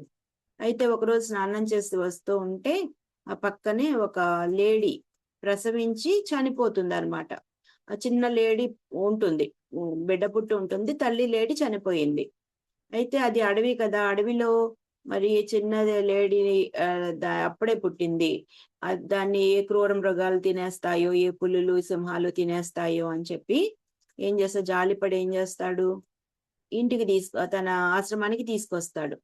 తీసుకొచ్చి ఆ చిన్నది బుడ్డది అప్పుడే పుట్టింది కదా, దానికోసం పాలు పట్టడం అని గాని, గడ్డి పెట్టడం అని గాని, దాని ఆలనా పాలనా చూస్తూ, తను ఎందుకోసం వచ్చాడు అసలు, అక్కడి నుంచి రాజ్యం అంతా వదిలేసి, వాళ్ళ భార్య పిల్లల్ని వదిలేసి, అంత ఆస్తులు అన్ని వదిలేసి దేనికి వచ్చాడంటే, జ్ఞానం సంపాదించుకోవాలి, ముక్తి మోక్షం పొందాలి అని ప్రయత్నం చేయాలని వచ్చాడు. కానీ తీరా వచ్చాక ఈ లేడీ పిల్లని చూసి ఆ లేడీ పిల్లలతో మమకారం పెంచుకుంటాడనమాట. పెంచుకొని దాని అల్లా పల్లా చూడటమే సరిపోతూ ఉంటుంది. ఇంకా టైం టు టైం దానికి ఫుడ్ పెట్టడం గాని, పాలు పట్టడం అలా అలా చేస్తూ ఉంటాడు. చివరికి ఏమవుతుందో, తన టైం అంతా దీనికే కేటాయించేసరికి తను ఏ సాధన చేసుకోలేకపోతాడు. సాధన చేసుకోకుండా అది లేడీ ఎలా ఉంటుందో అని చెప్పి దాన్ని పెంచటమే సరిపోద్ది అనమాట. చివరికి అతను చనిపోయే టైం వస్తుంది. ఆ టైంలో కూడా ఏమనుకుంటాడు, నేను చనిపోతే ఈ లేడీ ఏమైపోతుంది అనే భావంలోనే ఉంటాడు. ఇంక దాని గురించి ఆలోచిస్తూ ఉంటాడు. ఆలోచించేసరికి ఏమవుతుంది, చనిపోయాక మళ్ళీ లేడీలాగా జన్మ తీసుకుంటాడనమాట. మన మరణ సమయంలో ఏ భావంతో ఉంటే అటువంటి జన్మే వస్తుంది అని మనకి శ్రీకృష్ణ భగవాన్ చెప్పారు కదా. అలాగే ఆయన చనిపోయేటప్పుడు ఏమనుకున్నాడు, లేడీ ఎలా ఉంటుందో నేను లేకపోతే దాని అల్లా పల్లా ఎవరు చూసుకుంటారు అనుకుని ఆ లేడీ జపం చేస్తూ ఉన్నాడు. చూసేసరికి ఏమైంది, ఆ లేడీ లాగా పుడతాడనమాట మరి జన్మలో. అంటే అప్పుడు ఏమైంది అసలు, ఈ జన్మని వేస్ట్ చేసుకున్నాడు. అంతే కదా, చనిపోక ముందు ఉన్న జన్మని వేస్ట్ చేసుకున్నాడు. ఆ జన్మ అంతా కూడా తపస్సు చేసుకోలేదు. నెక్స్ట్ జన్మ లేడీలాగా పుట్టాడు. మరి లేడీలాగా పుడితే మానవ దేహంతోనే కదా మనం సాధన అనేది చేయగలుగుతాము. జంతువుల లాగా ఉన్నప్పుడు ఏ సాధన చేయలేము కదా. అలా ఆ జన్మ వేస్ట్ అయింది అనమాట. అట్లా ఎప్పుడూ కూడా మరణ సమయంలో ఏ భావంతో ఉంటే అదే విధంగా మన జన్మ తీసుకుంటాం. కాబట్టి మనకి మమకారాలు అనేది ఉండకూడదు అని చెప్తున్నారు అనమాట. మమకారం వల్ల ఈ విధంగా మనము జన్మే వేస్ట్ చేసుకుంటున్నాము. మన విషయంలో కూడా అంతేనండి. మమకారాలు అనేది పిల్లల కోసం తాపత్రయపడుతూ వాళ్ళ కోసం చేస్తూ మన సాధన అన్ని ఏమి చేసుకోకపోతే మన జన్మని కూడా మనం అలాగే వేస్ట్ చేసుకున్నట్లే.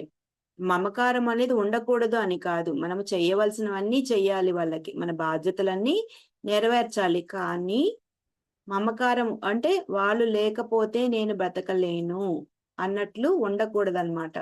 ఓకే, మనం చేయాల్సింది చేస్తాము, మన సాధన మనం చేసుకుంటాం, మనకు కావాల్సింది మనం చేసుకుంటూ వాళ్ళ అవసరాలన్నీ తీరుస్తూ ఉండాలి. పూర్తిగా వదిలేయమని పత్రి సార్ చెప్పలేదండి. సత్రి సార్ కూడా అందరికీ కూడా సంసారంలోనే నిర్వాణం అని చెప్పారు. అంతేగాని సంసారాలు వదిలేసేయండి, హిమాలయాలకు వెళ్ళిపోండి, సాధన చేయండి అని చెప్పలేదు. ఆయన ఏదైతే చేశారో మనకి కూడా అదే చెప్పారు. మనం కూడా అదే ఆచరిస్తున్నాం. సంసారంలో పనులు చూసుకుంటేనే మనము సాధన చేస్తున్నాం కాబట్టి. కానీ ఏంటంటే ఇంకొంచెం పెంచాలి సాధన అనేది. మనము దీనికి కొంచెం ప్రాపంచకాన్ని తగ్గించుకుంటూ ఆధ్యాత్మికాన్ని కొంచెం కొంచెం పెంచుకుంటూ ఉంటే మన సాధన అనేది బాగా చేసుకోగలుగుతాము. అలాగే జ్ఞానాన్ని కూడా పొందగలుగుతూ ఉంటాం. అలాగే ఇంకొకటి ఏమిటంటే, మరణించినప్పుడు కలిగే నష్టాలు. మరణించే సమయంలో కూడా మనకి కోరికలు అనేది ఉంటే అప్పుడు ఏ విధంగా నష్టపోతాము అనేది దీని ద్వారా తెలుసుకుందాం మాస్టర్స్. చాలా మంది జీవితంలో చనిపోక ముందే అంటే నష్టాల గురించి తెలుస్తాయి, కానీ చనిపోయినాక కూడా నష్టాలు ఉంటాయి అని చెప్పేసి ఈ కోరికల వల్ల తెలియదు. అందరం కూడా చనిపోక ముందు వరకే ఆలోచిస్తూ ఉంటాం. కానీ మానవులకి 2 రకాల జీవితాలు ఉన్నాయండి. ఏంటంటే ఒకటి దేహంతో ఉన్న జీవితము, తర్వాత రెండోది దేహం లేకుండా ఉండే జీవితం అనేది 2 రకాలు ఉన్నాయన్నమాట. దేహంతో ఉండే జీవితం ఏమో మనకి భూమి మీద ఉంటుంది.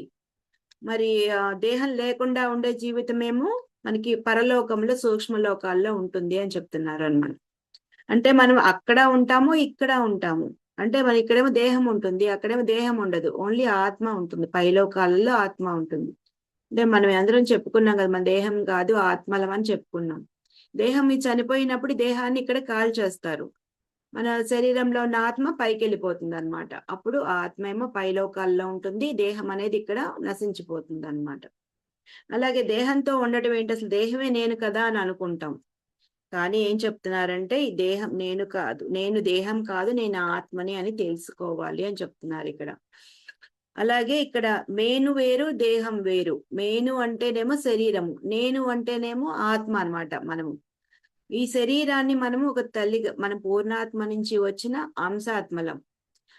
అప్పుడు ఏమవుతుంది, మనము తల్లి గర్భంలో తయారయ్యే శిశువులో ప్రవేశపెట్టబడ్డాం అన్నమాట. అంటే దేహం అనేదేమో మేను, అసలు ఆత్మ అనేదేమో నేను అన్నమాట. అలాగే ఇక్కడ ఏమవుతుంది, శరీరంలో ప్రవేశించి జన్మ తీసుకుని ఎందుకు వచ్చాము ఆత్మలం అంటే, మనము అనుభవాలు పాఠాలు నేర్చుకొని అనుభవాలు పొందటానికి మనం పైలోకంలోంచి మనం ఈ భూమి మీదకు వచ్చాము.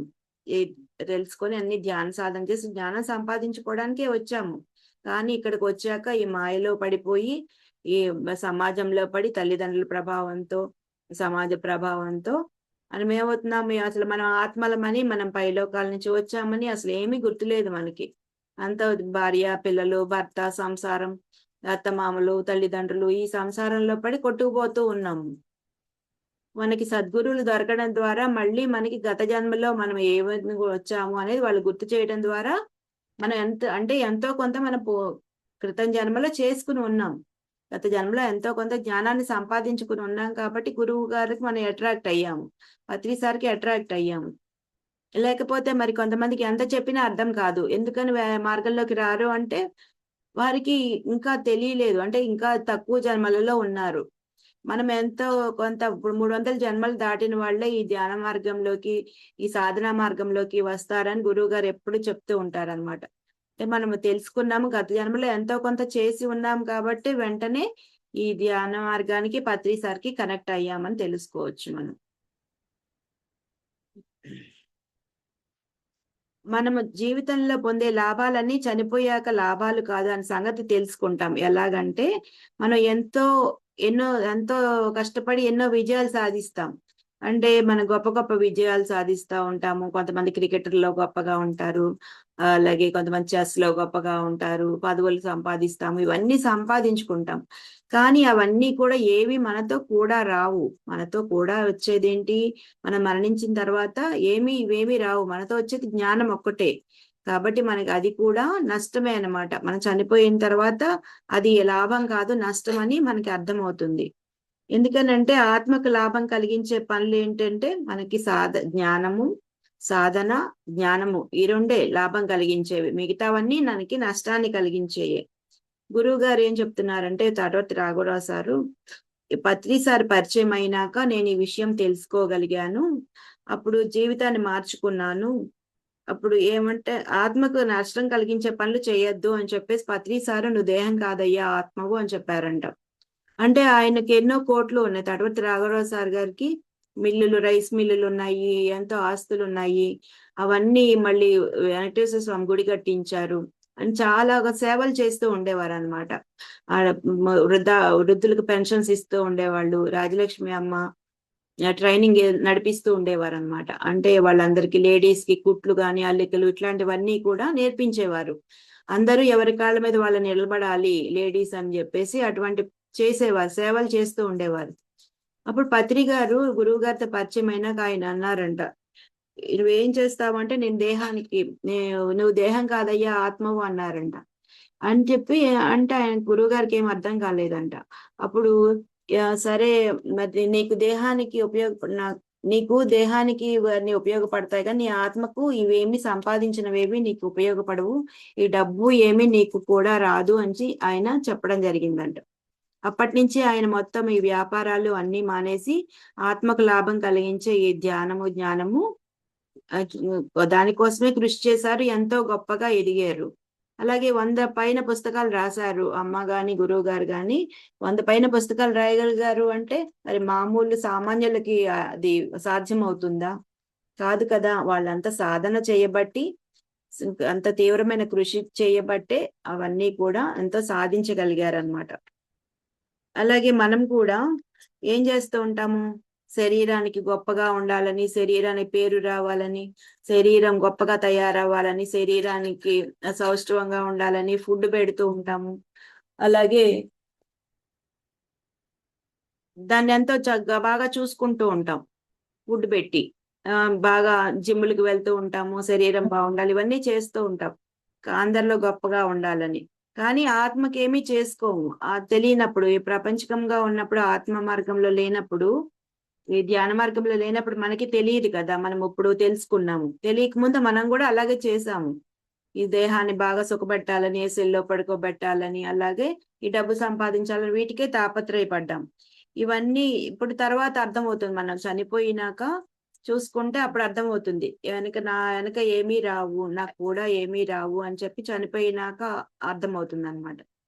రమణ మహర్షి లాంటి వాళ్ళు ముందే తెలుసుకున్నారు కాబట్టి వారు ఏం చేశారు, వాళ్ళు అందరూ చూస్తే రమణ మహర్షిని ఏమంటారంటే, ఆయన చాలా తెలివి తక్కువ, ఆయన ఏమీ సంపాదించుకోలేదు ఆయన కోసం, అలాగే అసలు కనీసం బట్టలు కూడా సరిగ్గా ఉండవు అంటారు. అంటే ఆయన ఎప్పుడు గోచీనే పెట్టుకుంటారు. మరి వాళ్ళకి దేహం మీద ఏ భ్రాంతి ఉండదు. అలా మనం ఏం చేస్తూ ఉంటాము, ఇల్లు సంపాదించుకుంటాం, ఆస్తులు సంపాదించుకొని అదంతా ఇల్లు బాగా గొప్పగా ఉండాలని డెకరేషన్ చేసుకుంటూ ఉంటాము. ఇంకా దాన్ని విలాసవంతంగా ఇంట్లో అన్ని అరేంజ్మెంట్స్ చేసుకుంటాము, ఏసీలు పెట్టుకుంటాము, ఇలా చూసుకుంటూ ఉంటాం. కానీ గొప్పవాళ్ళు ఎప్పుడూ కూడా వారికి దేహం కోసం ఏమి ప్రాముఖ్యత ఇవ్వరు, ఓన్లీ ఆత్మకే ప్రాముఖ్యత ఇస్తారనమాట. తర్వాత మనము పైకి వెళ్ళినాక బాధపడతాం, ఇవన్నీ దేహం కోసం చేశాను, నా కోసం నేనేమీ చేసుకోలేదు, నాకు లాభం కలిగించే పని ఏమీ చేయలేదు అని ఎంతో బాధపడతాం. రమణ మహర్షి లాంటి వాళ్ళు అన్ని తెలుసుకున్నారు కాబట్టి వాళ్ళు ఈ శరీరాన్ని సాధన కోసమే ఉపయోగించారు. మనం కూడా సాధన చేయడానికే ఈ శరీరాన్ని తెచ్చుకున్నాం. కానీ ఈ దేహాన్ని మనం ఎలా ఉపయోగిస్తున్నాము, ఈ ప్రాపంచికంగా సుఖపడాలని ఉపయోగిస్తున్నాం. పత్రికారు అదే చెప్తూ ఉంటారు, ఏమిటంటే కోరికలకు బానిస కాకండి, కోరికలని అదుపు చేసుకోండి, కోరికలకి పరిమితం అవ్వండి అని చెప్తున్నారు. దేహం నువ్వు కాదు, దేహం నీవు తెచ్చుకున్నది, అంటే ఒక పనిముట్టుగా తెచ్చుకున్నాం అనమాట. దేహాన్ని మనం సాధన కోసం ఒక పనిముట్టుగా తెచ్చుకున్నాము అని చెప్తూ ఉంటారనమాట. అందుకే ఏం చేయాలి, మనము సజ్జన సాంగత్యము చేయాలి. అంటే సత్యం తెలిసిన వారితో సాంగత్యం. ఇప్పుడు మన జూమ్ లో అందరం కూడా సజ్జన సాంగత్యమే చేస్తున్నామండి. ఇప్పుడు ఇటువంటి సజ్జన సాంగత్యాలు అనేది చెప్తారు, 3 లోకాలలో అన్నిటికంటే ఉత్తమమైనది సజ్జన సాంగత్యమే అని చెప్పేసి మనకి ఆది శంకరాచార్యుల వారు గాని, అష్టావక్రుడు గాని చెప్తూ ఉంటారనమాట. సజ్జన సాంగత్యాన్ని మించింది ఏదీ లేదు 3 లోకాలలో అని చెప్తూ ఉంటారు. మనం కూడా ఆ ప్రయత్నమే చేస్తూ ఉన్నాం. అలాగే స్వాధ్యాయం బుక్స్, జ్ఞానవంతమైన బుక్స్ చదవాలి, ఆత్మ సేవలు చేయాలి. ఇవన్నీ చేయటం కోసమే మనం ఈ దేహాన్ని తెచ్చుకున్నాము. అలాగే మన అజ్ఞానులతో సావాసం చేస్తే వాళ్ళు ఏమంటారు, ప్రాపంచికమైనవే చెప్తూ ఉంటారు. ప్రపంచకంలో మనకి ధ్యాన మార్గంలోకి రాని వాళ్ళందరూ ఏం చేస్తూ ఉంటారు, మన ప్రాపంచిక విషయాలే చెప్తూ ఉంటారు. కానీ ధ్యాన మార్గంలోకి వచ్చిన వాళ్ళు, సజ్జనులందరూ ఏం చెప్తూ ఉంటారు, ఈ ఆత్మకు సంబంధించిన మాటలే మనం మాట్లాడుకుంటూ ఉంటాం అనమాట. అది తేడా, అజ్ఞానులకి తేడా. అలాగే దిక్సూచి ముళ్ళు ఎప్పుడూ కూడా ఎటుతైనా తిప్పినా సరే ఉత్తరం వైపుకే తిరుగుతూ ఉంటుందంట దిక్సూచి ముళ్ళు. అలాగే సజ్జన సాంగత్యం చేస్తే, అంటే సత్యం చెప్పే వారితో సాంగత్యం చేస్తే మనము కూడా ఎప్పుడు ఆత్మ గురించే ఆలోచిస్తాము, ఆత్మ గురించే తెలుసుకుంటూ ఉంటాము అని చెప్పేసి మనకి సజ్జన సాంగత్యం ఎంత గొప్పదో అని చెప్పేసి ఇక్కడ మనకి గురువు గారు కూడా చెప్తున్నారు. అలాగే ఆత్మకి ఏం లాభమో ఆ పనులే మనం చేస్తూ ఉంటాం అనమాట. అప్పుడు ఏంటవుతుంది, మనం ఈ జీవితం అనేది ఒక నాటకం అని తెలుసుకుంటాం. జీవితంలో మనందరం కూడా పాత్రధారులమే, ఎవరి పాత్ర వాళ్ళు పోషించడానికి వచ్చాం. మళ్ళీ మన పాత్ర అయిపోతే, ఇప్పుడు నాటకంలో చూడండి, అందరం తల్లి పాత్ర, తండ్రి పాత్ర, కొడుకు పాత్ర, అలా ఎవరి పాత్ర వాళ్ళు పోషిస్తారు. పోషించాక ఆ నాటకం అయిపోయాక ఎవరిళ్ళకి వాళ్ళు వెళ్ళిపోతారు. అలాగే మనం కూడా పైనుంచి అందరము అన్ని వేరే వేరే లోకాల నుంచి వచ్చాము, భూమిలోకం మీదకి వచ్చి ఒక ఫ్యామిలీ లాగా తయారయ్యాం అనమాట. మనందరం వేరే వేరే లోకాల నుంచి వస్తాం. అవి ఎవరి టైం అయిపోయినప్పుడు వాళ్ళు వెళ్ళిపోతాం, అంతే కదా. ఇప్పుడు మన టైం అయిపోయినప్పుడు మనం వెళ్ళిపోతాం, మన పిల్లల టైం అయినప్పుడు వాళ్ళు వెళ్ళిపోతారు. ఇదంతా కూడా ఒక నాటకమే అని చెప్పి మనం తెలుసుకోవాలి. తెలుసుకున్నప్పుడు మనకి ఏ బాధ ఉండదు. ఇప్పుడు నాటకంలో పాత్ర వేయినప్పుడు అయిపోతే ఎవరు బాధపడతారు, ఎవరు బాధపడం కదా. అలాగే ఇది కూడా ఒక నాటకమే అని చెప్పేసి తెలుసుకున్నప్పుడు మనకి ఏ బాధ ఉండదు అనమాట. మనకి ప్రతిరోజు రాత్రి పగలు వస్తూ ఉంటాయి కదా, అదంతానేమో మన రాత్రిపూట కళలు వస్తూ ఉంటాయి, అదేమో రాత్రి కళ. అలాగే ఈ జీవితం అంతా, ఇప్పుడు మనం ఇదంతా అనుభవించేది జీవితం అంతా కూడా పగలు జరిగేది ఇదంతానేమో పగటి కళ అని చెప్తున్నారు. రాత్రి వచ్చేది రాత్రి కళ అయితే, మనం జీవించేది, మనం ఈ విధంగా జరుపుకునేది, మనం రెగ్యులర్ గా చేసుకునేది, ప్రతిరోజు చూస్తుంది ప్రాపంచకము ఇవన్నీ చేసేదంతా కూడా పగటి కళ అని చెప్తున్నారు అనమాట.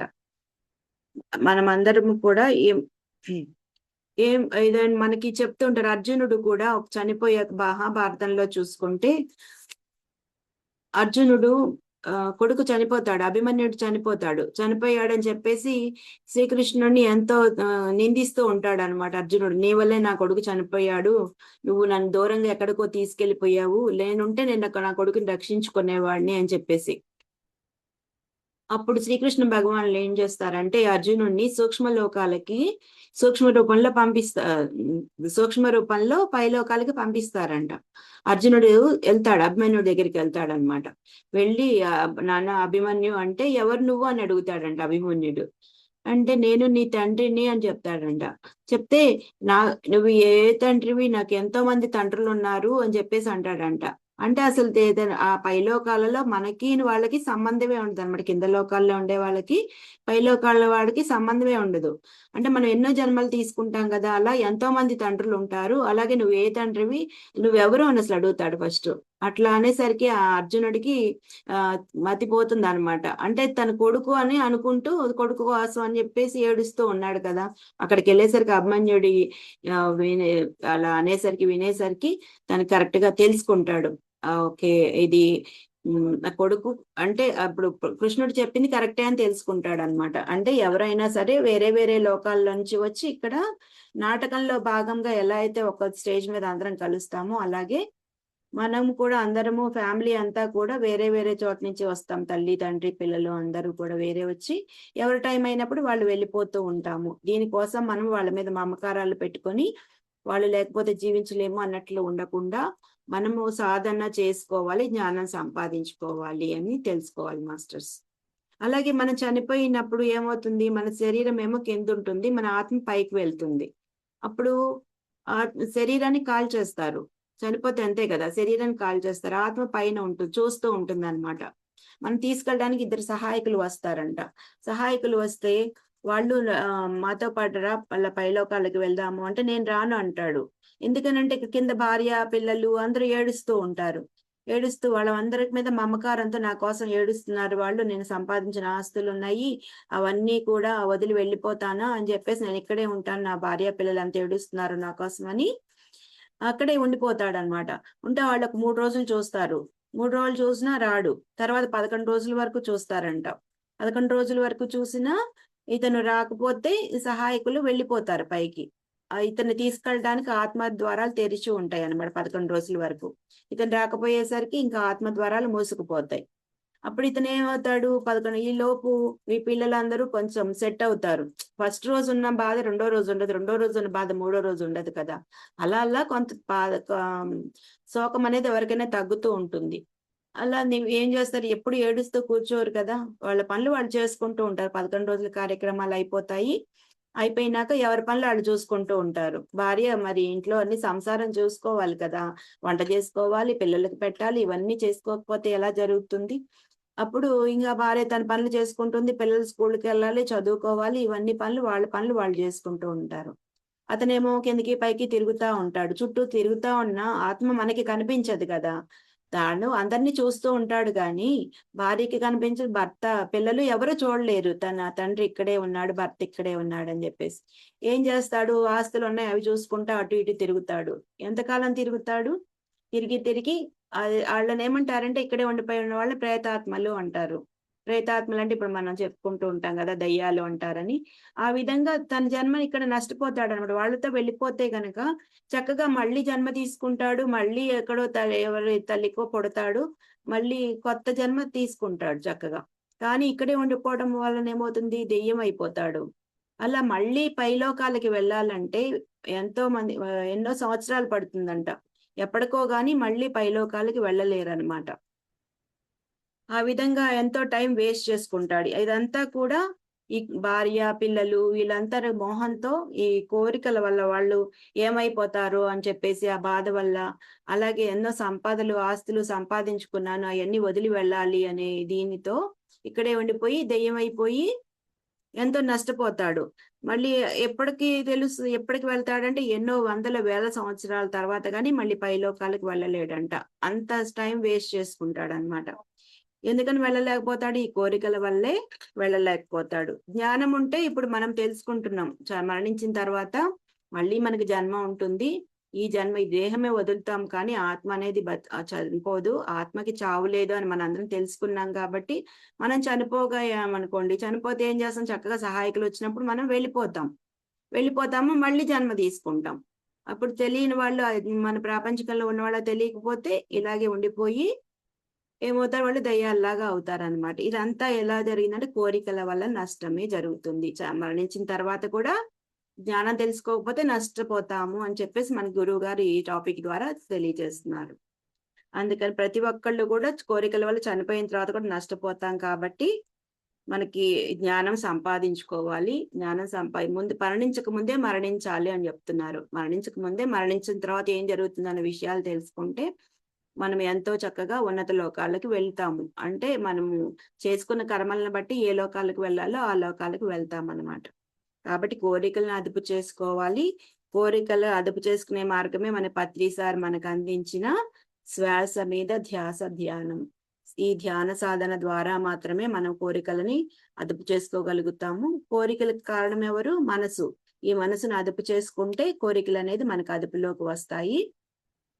మనం కోరికలను అదుపు చేసుకున్నప్పుడు మనం ఎంతో సుఖంగా సంతోషంగా ఉండగలుగుతాము. కోరికలు కోరుకుంటూ ఉంటే మనం నష్టపోవడమే కాకుండా మన ఇంట్లో వారిని అందరినీ కూడా నష్టపెడతాము. మన ఉన్నత లోకాలకి చేరాలి అన్న అవన్నిటికీ కూడా మనకి మనసే కారణం. అంటే ధ్యాన సాధన చేసినప్పుడే మనం మనసుని కంట్రోల్ చేసుకోగలుగుతాము, మనసును శుద్ధి చేసుకోగలుగుతాము. దీనికి అంతటికీ కూడా మన పత్రి సార్ ఇచ్చిన శ్వాస మీద ధ్యాస ధ్యానం ద్వారా మాత్రమే సాధించగలుగుతాము అని నాకు ఈ టాపిక్ ద్వారా అర్థమైంది. ఈ రోజుతో మనం కోరికల వల్ల నష్టాలు అనే టాపిక్ ని ముగించుకున్నాము. థ్యాంక్ యూ మాస్టర్స్, నాకు ఈ అవకాశం ఇచ్చినందుకు. Thank you masters, thank you all, thank you very much. Thank you madam. ఒక 10 నిమిషాలు లేట్ అయింది, సారీ. ముగించేద్దామని. Okay madam.